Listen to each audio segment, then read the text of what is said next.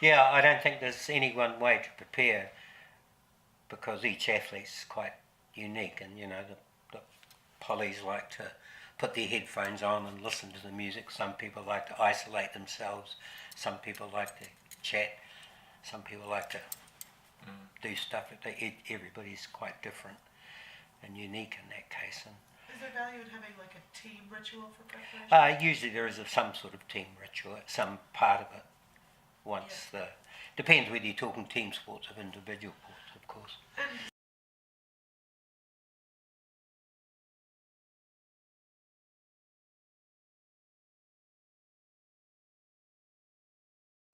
Well, from me, two things. Our company developed a map, which is a performance map, which gives us pretty accurate where we need to be going and all those sorts of things. In terms of teenagers, with their testosterone levels running rampant and all those kinds of things. But from my perspective, whenever you talk to them, it's all about their performance. It's not about their personality or things like that, because I don't think that's helpful. I think it's purely about the performance and how does their mood affect their performance, so that it becomes not so much about them per se, but it's just about how their behaviour impacts on what they're doing. And uses the sport almost as a context for exactly. Yeah. Which is all sport is anyway. Yeah. It's just a vehicle for experiencing something. Yeah.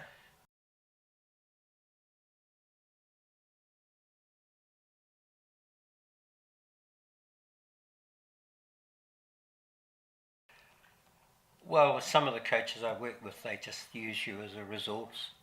So finding whatever resource is appropriate for the individual, because some people like looking at videos and they'll gain a lot out of it. Other people just would turn off. So it's finding out what resource they need and then going out and finding it. Is there a good book that you tend to like and recommend? On its way. On its being created as we speak? There's lots of good books, not necessarily dealing with sports per se. Generically, mindfulness is always a good practice. Okay. So any book on mindfulness, Eckhart Tolle, The Power of Now, there's a pile of books, because that's all part of it. But the easiest and the best way is for the coach, if they can, find some kind of mentor who's experienced in this area, so it's someone they can refer to. For me, that's usually the most efficient way.